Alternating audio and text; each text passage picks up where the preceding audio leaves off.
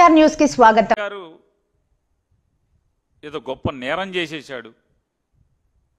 చెయ్యని నేరాన్ని, చెయ్యని తప్పుని చంద్రబాబు నాయుడు గారిని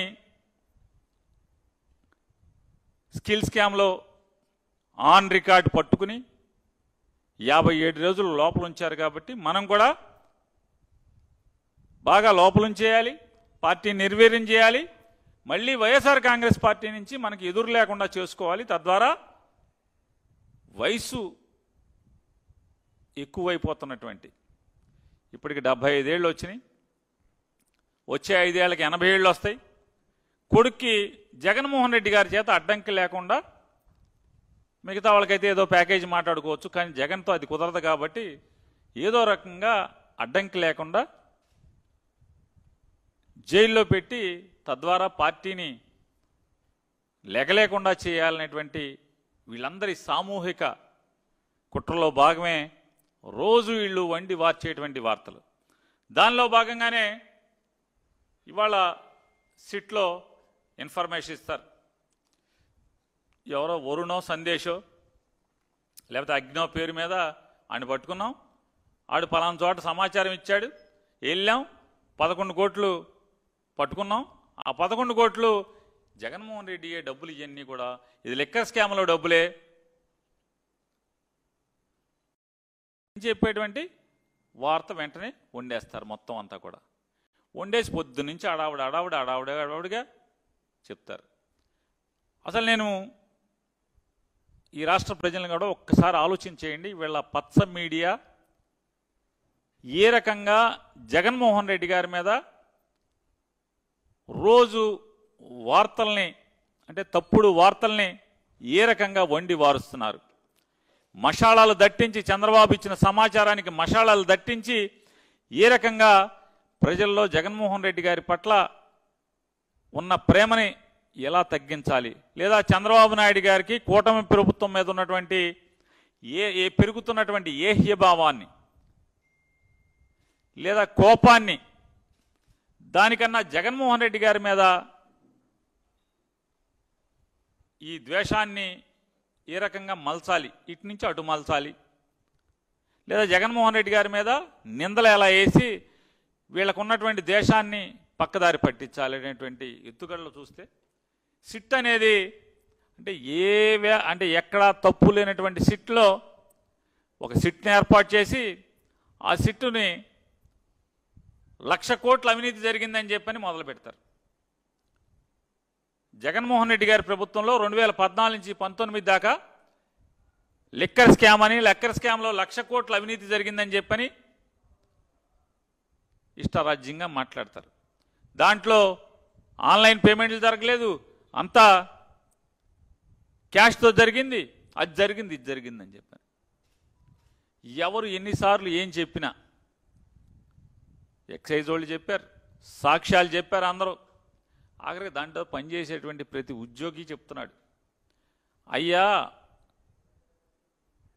ప్రభుత్వ దుకాణాన్ని నుంచి, అంటే ఆంధ్రప్రదేశ్ రాష్ట్ర బెవరేజెస్ కార్పొరేషన్కి వచ్చేటువంటి ప్రతి సీసా మీద క్యూఆర్ కోడ్ ఉంటుంది, తయారయ్యేప్పుడే ఒక క్యూఆర్ కోడ్ ఇస్తారు, ఆ క్యూఆర్ కోడ్ ప్రకారమే అది ఏపీబీఎస్ఎల్కి వస్తుంది, ఏపీబీఎస్ఎల్ నుంచి ప్రభుత్వ షాపులకు వస్తాయి, ప్రభుత్వ షాపుల నుంచి ప్రతి సీసా అమ్మేప్పుడు దాన్ని స్కాన్ చేసి అమ్మాలి, అది లెక్క అప్పచెప్పాలి, సాయంత్రానికి బ్యాంకులో జమ చేయాలి, జమ చేయకపోతే మర్నాడు ఎక్సైజ్ అధికారులని, సంబంధిత ఎక్సైజ్ అధికారులని, దాంట్లో పనిచేసే వాళ్ళని కూడా అందరినీ కూడా పోలీస్ స్టేషన్లో కేసు పెట్టి లోపలేయటం జరుగుతుంది. ఇట్లాంటి పలు సంఘటనలు జరిగి ఉన్నాయి. సాయంత్రానికి అమ్మకాలు, అంటే రాత్రి షాపు మూసేలోపు క్యూఆర్ కోడ్ ప్రకారం ఎన్ని సీసాలు అమ్మితే అన్ని సీసాలకి మర్నాడు బ్యాంకు తెరవంగానే డబ్బు జమ చేయకపోతే ఎంత తగ్గితే అంతకి ఎక్సైజ్ ఇన్స్పెక్టర్తో సహా సంబంధిత ఎస్ఐ కానీ, సిఐ కానీ, మిగతా కాంట్రాక్ట్ ఎంప్లాయీస్ కానీ అందరినీ కూడా పోలీసులు అరెస్ట్ చేయడం అనేది ఎన్నో కేసుల్లో జరిగింది, ప్రతినిత్యం జరుగుతుంది. ఎక్కడెక్కడ 19 నుంచి 24 దాకా జరిగింది. ఇది జరిగిందా అంటే ఓన్లీ జగన్ గారి దగ్గరే జరిగిందా అంటే నారా చంద్రబాబు నాయుడు గారు 2014 నుంచి 19 దాకా కూడా ముఖ్యమంత్రిగా ఆయన ప్రభుత్వం నడిపినప్పుడు కూడా చంద్రబాబు నాయుడు ప్రభుత్వం కూడా బ్రాందీ షాపుల్ని ప్రభుత్వం నడిపింది. చాలా మున్సిపాలిటీల్లో నడిపింది, వందల షాపులు నడిపింది. ఆ షాపుల్లో కూడా నగదుకే అమ్మారు. అలాగే దానిలో కూడా జగన్మోహన్ రెడ్డి గారి ప్రభుత్వంలో లాగా సెక్షన్ మెజర్స్ లేవు. చెక్స్ లేకపోవటం వల్ల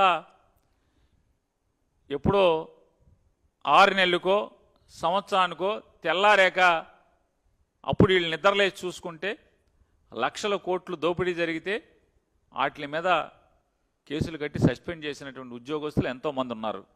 నారా చంద్రబాబు నాయుడు గారి ప్రభుత్వంలో కూడా నారా చంద్రబాబు నాయుడు గారి ప్రభుత్వం కూడా ప్రభుత్వం నడిపినటువంటి మద్యం షాపుల ద్వారా క్యాష్కే అమ్మింది. మరి అప్పుడు ఏం చేశారు? అప్పుడు మీరెంత మూట కట్టుకున్నారు?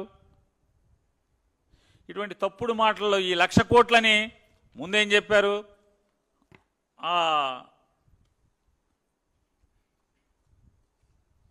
వాసుదేవ్ రెడ్డి కీలకం అని చెప్పి మాట్లాడారు. ఇవాళ ఈ 11 కోట్లు ఏం చెప్తారంటే మొత్తం వార్తలు ఇస్తున్నారు. 12 డబ్బాల్లో 12 అట్టపెట్టెల్లో 11 కోట్ల నగదు దొరికింది. ఆ నగదు 2004 జూన్లో దాచుకున్నాడంట రాజకేశిరెడ్డి. 2004 జూన్లో అట్టపెట్టెలో పెట్టి దాచుకున్నాడంట. 12 అట్టపెట్టెల్లో 11 కోట్లు అక్కడ దాచుకున్నాడంట. ఇప్పుడు వీళ్ళు వెళ్ళి పట్టుకున్నారంట. రాజకేశిరెడ్డిని అరెస్ట్ చేసి అన్నాళ్ళేంది 100 రోజులు అయిపోయినట్టుంది. 100 రోజుల క్రితం రాజకేశిరెడ్డిని అరెస్ట్ చేసినప్పుడు ఏం చెప్పారు? రాజకేశిరెడ్డి అరెస్టు ఏబిఎన్ కలుగు నుంచి బయటకు వచ్చిన లిక్కర్ డాన్, గోవా నుంచి విమానంలో హైదరాబాద్కు, అటు నుంచి చెన్నైకి వెళ్ళాలని పథకం, రాజ్ ఎత్తుకు సిట్టు చెక్కు, వైసీపీ వాళ్ళ మధ్య బేరాలేసి తప్పించుకుని తిరుగుతున్న ఆయన ఎత్తు చిత్తు చేశారంట పోలీసులు. దీంట్లో ఇతను రాస్తారేంటంటే అతను ఒక మేధావి, పెద్ద క్రిమినల్, సూత్రధారి, పాత్రధారి, అసలు అతను మేధస్సు అమోఘం, పెద్ద స్కామ్ చేశాడు, అది ఇదని చెప్పి అతన్ని అంటే అతని బుర్ర చాలా క్రిమినల్ బుర్ర, ఎవరికి దొరకదు, అద్భుతమైన మేధావి, ఆహా ఓహో ఇంత క్రిమినల్ ఇంత లిక్కర్ డాన్ మనకెక్కడ దొరకడు ప్రపంచంలో అని చెప్పి ఆకాశానికి ఎత్తి రాస్తారు వాళ్ళ పేపర్లోనే. మరి ఇంత ముదురయ్యండి ఈ రాజకేశిరెడ్డి అనేవాడు, ఇంత ముదురయ్యండి పెద్ద క్రిమినల్ లిక్కర్ డాన్ అయ్యి 100 రోజుల క్రితం మరి ఇంత క్రిమినల్ అయితే నాకు చిన్న అనుమానం, గోవా నుంచి హైదరాబాద్ విమానంలో వస్తాడు ఎవడన్నా క్రిమినల్, పెద్ద ముదురు క్రిమినల్ ఎందుకు వచ్చాడు? మీరు మాట్లాడుకోబట్టి వచ్చి ఉంటాడు, లేకపోతే ఎందుకు వస్తాడు మీరు చెప్పండి. ఎవడన్నా తప్పించుకునేవాడు అంత మేధావి, అంత క్రిమినల్, అంత బద్ద లోతైన బుర్ర ఉన్నాడు, అంటే క్రిమినల్ ఆలోచనలు ఉన్నాడు, లిక్కర్ డాన్ అయినాడు,